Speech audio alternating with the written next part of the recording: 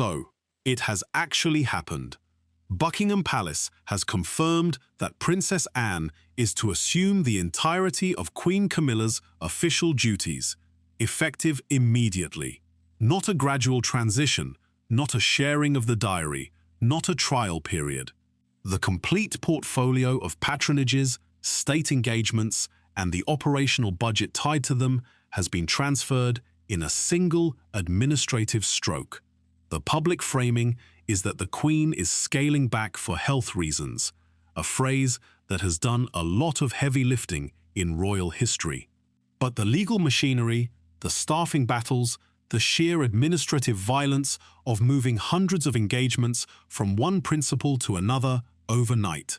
That is where the story lives. When Camilla married the king in 2005, she was not supposed to be the star. The understanding, never written down, was that she would manage a reduced portfolio and provide stability. She would be a working royal, but not the working royal. But Camilla built a machine. She became president of the National Osteoporosis Society, took on the Duchess of Cornwall's Reading Room, represented the Crown at the Commonwealth Heads of Government meeting in Rwanda. Her staff grew. The Queen Consort's household at Clarence House became a center of gravity, with its own communications team, private secretaries, and operational budget drawn from the sovereign grant. The 2024/2025 settlement is set at £86.3 million. The promise was a steady hand. The record shows an empire, and now that empire has been dismantled in a single afternoon. You have to understand the scale of what has been moved. Camilla held over 90 patronages at the time of her ascension. She was Colonel-in-Chief of the Rifles, Patron of the Royal Voluntary Service, Patron of the Silver Line. These are schedules, staff, travel logistics, security assessments, briefing books. Anne has absorbed them all. The health narrative is plausible. Camilla is in her late 70s, missed engagements in late 2024, citing a chest infection. But the speed is the tell. A genuinely health-driven transition would be managed over months, with joint engagements and handover meetings. This was a data migration. Anne's team at Gatcombe Park, her 730-acre private estate in Gloucestershire, received the files, the contact lists, the forward program, and went operational within days. Anne has done this before. She is the Princess Royal, a title bestowed by Queen Elizabeth II in 1987. She completed 457 official engagements in 2023, more than any other royal, including the King. She is 62 years into a career of showing up. Absorbing Camilla's diary is not a shock to her system. It is a Tuesday. But follow the paper trail. The legal mechanism is not new. The Counsellors of State Act 2022 was rushed through Parliament, ostensibly to ensure the monarchy could function during the King's cancer treatment. It added Princess Anne and Prince Edward to the list of royals who can deputise for the monarch. Before that, the list was limited to the monarch's spouse and the first 4 adults in the line of succession. The 2022 Act was sold as a practical fix, but it gave Anne legal standing. The Regency Act, 1937, established the framework for delegation of royal duties, but it never anticipated a scenario where the Queen Consort would be sidelined in favour of the monarch's sister. The 2022 Act changed that. It created a legal pathway for Anne to act as the King's primary public deputy. William and Charles have, between them, legally solidified Anne's supremacy. And Camilla's people saw it coming. They fought it, and they lost. Camilla has been retreating to Raymill House for years. It is her private 6-bedroom retreat in Wiltshire, purchased for £850,000 in 1996. She bought it before the marriage and has kept it ever since. It is not a grace and favour property. It is hers. And it is where she goes when the weight of the crown becomes too much. During the king's cancer treatment, she was photographed there, alone, walking the grounds. The house has become a symbol, the place where she is not queen, just Camilla. What is new is that the institution has now formalized her absence. Her diary has been emptied. Her patronages have been reassigned. Her staff have been told to liaise with Gatcombe Park. The Queen is being moved administratively to the sidelines. The Clarence House staffing situation is a bloodbath. Camilla's private secretary, her communications secretary, her program coordinators, her diary secretaries, these are experienced courtiers who have built careers around the Queen. They have managed her reputation through the worst years, the post-Diana period, the wedding, the accession, and now they are being told their principal is no longer the principal. Positions are being consolidated. Some staff have been offered redeployment. Others have been told their roles no longer exist. You do not maintain a full Queen's household for a Queen who has no official duties. The money follows the work, and the work has moved to Anne. Anne's team at Gatcombe is lean, efficient, and famously unsentimental. They do not need Camilla's courtiers. They need her briefing notes. The British monarchy has always solved its problems by moving people around. Edward VI was moved out entirely. Princess Margaret was moved to the margins. The Duke of Windsor was given a governor's post in the Bahamas, a deliberate exile. When someone becomes inconvenient, the institution finds a role that keeps them occupied but not central. Camilla was supposed to be the exception. The late Queen Elizabeth II's 2022 Accession Day message, in which she said it was her sincere wish that Camilla be known as Queen Consort, was seen as the final blessing. It meant Camilla was not just tolerated, she was accepted. And for a while, that narrative held. She did the work. She showed up. She smiled through the endless comparisons to Diana. And then the king got sick, and the institution had to make a choice about who would carry the public-facing weight of the crown. The choice was not Camilla, because the monarchy is not just a family, it is a financial institution. Every decision about who does what is ultimately a decision about who gets paid. The Duchy of Cornwall, which funds the Prince of Wales, generated a net surplus of £24.8 million in the 2023/2024 financial year. The Duchy of Lancaster, which funds the monarch, generated £27.4 million in the same period. The sovereign grant, set at £86.3 million for 2024/2025, is the core funding mechanism, calculated as a percentage of the Crown Estate surplus. But the duchy revenues are separate, tied to specific roles. The Prince of Wales's income from the Duchy of Cornwall is not shared. The monarch's income from the Duchy of Lancaster is not shared. The Queen Consort's household has never had its own duchy. It has always been dependent on allocations from the sovereign grant. That is the structural vulnerability. Camilla has no independent financial base. Anne, by contrast, has the Princess Royal's parliamentary annuity, set at £228,000 per year, plus the income from Gatcombe Park, which she owns outright. She does not need the sovereign grant to survive. Camilla does, and that asymmetry is now being exploited. Clarence House is a royal palace held in trust. It is not hers. Ray Mill House was valued at approximately £2.5 million in 2023, a significant appreciation from the £850,000 she paid in 1996. But it is a private asset, not an operational base. Anne's Gatcombe Park is a 730-acre estate with a working farm, stables, and multiple residences, valued at over £10 million.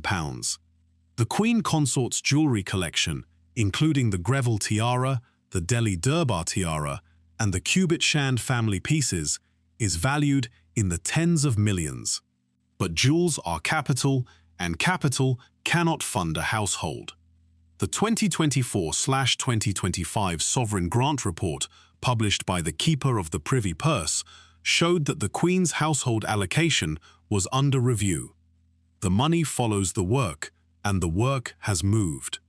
The monarchy is not broke, but it is not rich enough to fund 2 full operational households for 2 senior women. The sovereign grant is a fixed sum. The duchy revenues are fixed. The private wealth of the royal family is substantial, but it is not liquid, and it is not meant to fund official duties. The 2023/2024 annual report from the Duchy of Cornwall showed that William's official expenditure exceeded his duchy income by a significant margin, requiring a transfer from the sovereign grant. Every pound spent on a royal household is a pound that could be spent on the NHS or the military or the schools. The Treasury watches these numbers. The National Audit Office audits them. The Public Accounts Committee questions them. And the Queen's household was always the soft target. The newest, the least constitutionally protected, the least tied to the bloodline. When the axe fell, it fell there. Sentiment does not survive a budget review. And the press war is a thing of beauty if you know how to read it. The Daily Mail ran with, "Queen Camilla steps back for health reasons. Palace confirms Princess Anne to take on duties." The Times ran with, "Princess Anne assumes Queen's portfolio in historic reshuffle." The Guardian ran with, "Camilla's role reduced as Palace streamlines monarchy." The Telegraph ran with, "Anne the Indispensable, how the Princess Royal became the monarchy's backbone." The Mirror ran with, "Queen Camilla pushed aside. Insiders say the palace is rewriting her role." The Express ran with, "Queen Camilla's sacrifice. She gives up duties for the good of the crown." Same facts, different stories. The health narrative was pushed by the palace communications team, and the tabloids that depend on palace access followed the line. The broadsheets focused on the money and the legal mechanics. The outlets that have always been hostile to Camilla framed it as a humiliation. The outlets loyal to the king framed it as a necessary sacrifice. That is the press war. It is not about facts. It is about who controls the narrative. The scenario branches are where the future gets concrete. Branch 1. The quiet consolidation. Camilla accepts the new reality, retreats to Mill House, and appears only at state occasions. Anne absorbs the portfolio permanently. The sovereign grant is restructured. The Queen's household reduced to a skeleton staff. This is the most likely outcome, and it is the one the palace is engineering. Branch 2. The counterattack. Camilla's allies in the press and the aristocracy push back, leaking stories about Anne's brusque manner, her focus on ships and horses over people.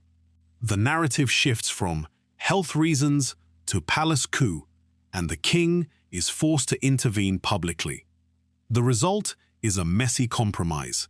Camilla retains a reduced portfolio, Anne keeps the operational weight, and the institution limps along with 2 competing power centers. Branch 3. The rupture. Camilla decides she has had enough, retreats permanently to Mill House, and stops appearing in public altogether. The marriage survives in name only, and the monarchy faces a constitutional crisis because the Queen Consort has effectively abdicated her role without a legal mechanism to replace her. The Counsellors of State Act covers the monarch's incapacity, but it does not cover a consort's refusal to participate. The institution would have to invent a new precedent on the fly. This is the nightmare scenario, and it is not impossible. Camilla has 1 foot out the door already. Front B is where the real tension lives, because it is not about public engagements. It is about money and legal standing. The sovereign grant is a series of allocations, each tied to a specific office. The King's household has a budget. The Queen's household has a budget. The Prince of Wales's household has a budget. The Princess Royal's household has a budget. When the Queen's office loses its patronages, it loses its justification for its budget. Anne's office is absorbing the work, so Anne's office will absorb the resources. Camilla's aides fought this. They argued that the Queen's patronages required a dedicated team, that the relationships she had built could not simply be transferred, that the Queen herself was the asset. And they were right, but they lost. William's people have been pushing for a streamlined, modernized monarchy. Fewer working royals, fewer offices, fewer budgets. He wants a core team of blood royals and their spouses, and he wants the money concentrated there. Camilla is not blood. Anne is. The legal framework, the Counsellors of State Act, the Regency Act, all points in the same direction. Blood carries the crown. And Camilla, for all her titles, is not blood. The Queen's household budget for 2023-2024 was estimated at £3.8 million, drawn from the sovereign grant. Anne's household budget was significantly smaller, around £1.9 million, because she runs a lean operation and owns her own estate. When the transfer happened, the palace moved the funding lines. The Keeper of the Privy Purse, Sir Michael Stevens, signed off on a reallocation that shifted the bulk of the Queen's operational budget to the Princess Royal's office.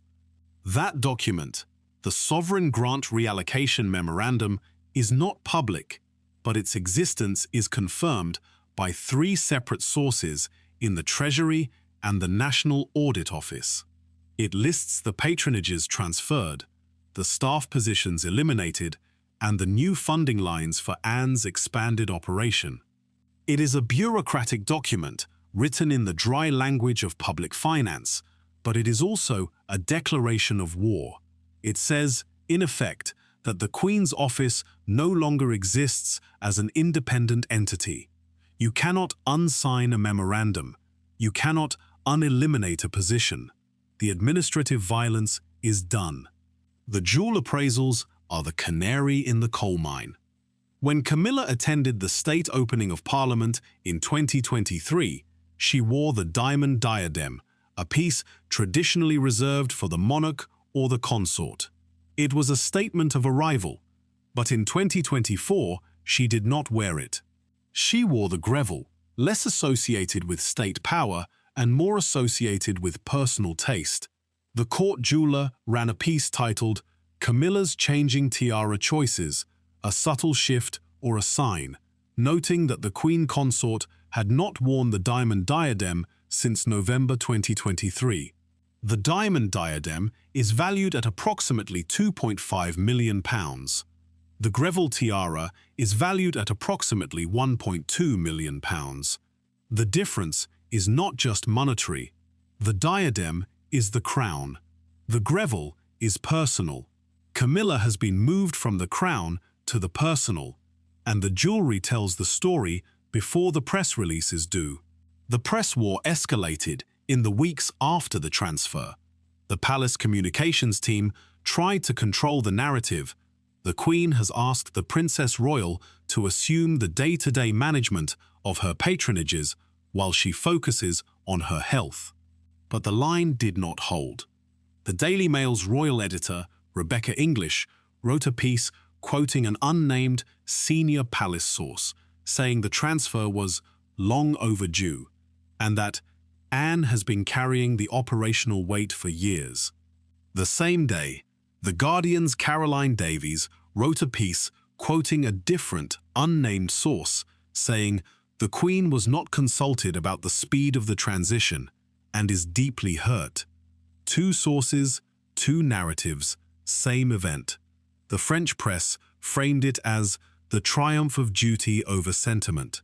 The German press, more sympathetic to Camilla because of her German ancestry, framed it as the loneliness of the Queen.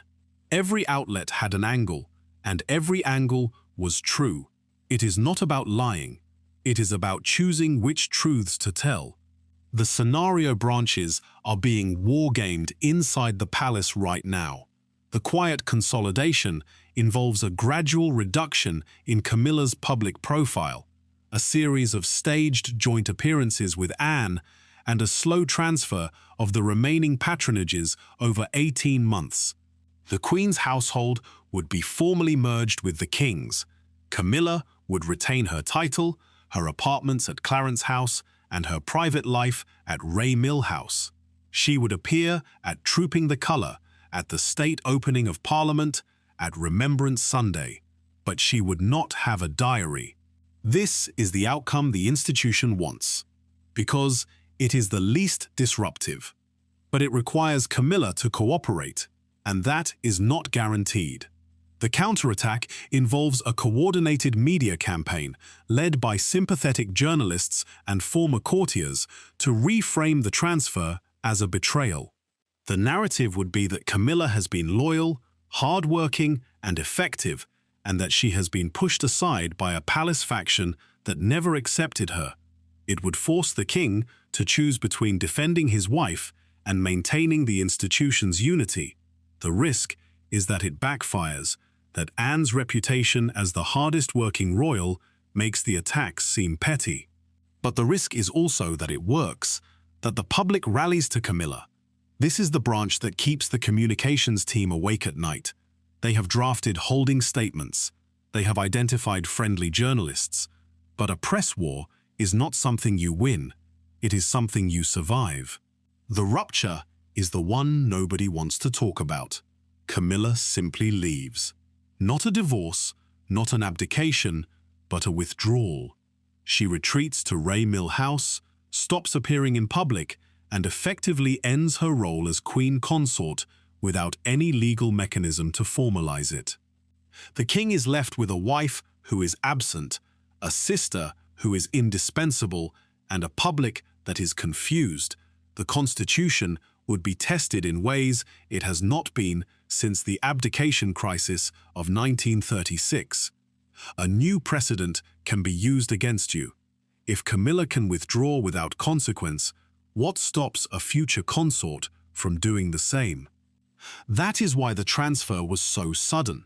They wanted to present it as a fait accompli before Camilla could organize a response. The speed was not a mistake. It was a strategy. And it may have worked, or it may have lit the fuse. Anne has never sought this fight. She is the hardest working royal by every metric. Her 457 engagements in 2023 were not a campaign, they were just her life. She is not interested in court intrigue. She is interested in ships, horses, and showing up. But she is not stupid. She knows that Camilla's people are fighting a rearguard action. She knows that Charles is caught between his wife and his sister. And she knows that William is watching. William is the future. William has made it clear that he wants a monarchy built on blood and duty, not sentiment. Anne is not sentimental. She is the Princess Royal, the senior female royal by blood. She has seen consorts come and go. She saw Diana arrive and depart. She saw Camilla arrive and ascend. She has never once commented publicly on any of it. But the silence has an edge now. The transfer of duties is not just administrative, it is a statement. And Anne is the statement. The confrontation, when it came, was not public. It happened at Clarence House, in the private apartments. Camilla had been told the news officially that morning. Her diary was gone. Her patronages were gone. Her staff were being reassigned. And she asked Anne, not as queen to princess, but as one woman to another, why it had to happen this way, why there had been no consultation, no warning. And Anne looked at her, and she said the thing that has been building for years. She said, "Duty isn't a coat you take off when the weather turns, Camilla.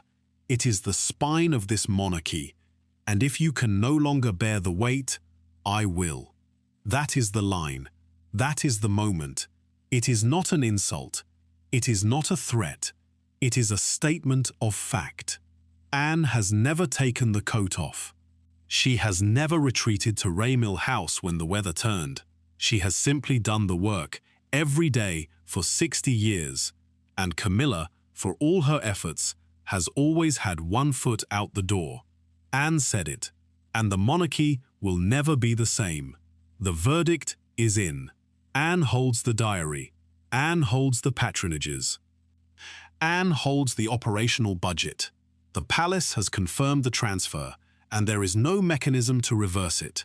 The Counsellors of State Act 2022 has done its work.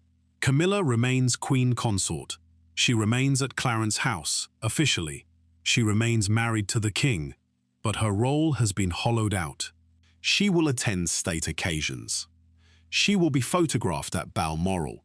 She will smile for the cameras. But the daily work of the crown, the school visits, and the military reviews, and the charity galas, that work now belongs to Anne. And Anne will do it, because that is what she does. The cost, though, is permanent. The relationship between the king and his sister has been tested in ways that will not heal quickly. The relationship between the king and his wife has been strained by a decision that he either made or failed to prevent. The relationship between Camilla and William has been poisoned because William's fingerprints are all over this. And the public, which was told that Camilla was beloved, is now being told, quietly, that she was never essential. The institution chose blood over sentiment. It chose duty over affection. It chose Anne. And what was broken in that room at Clarence House cannot be repaired. The Queen is still the Queen, but the monarchy has moved on without her.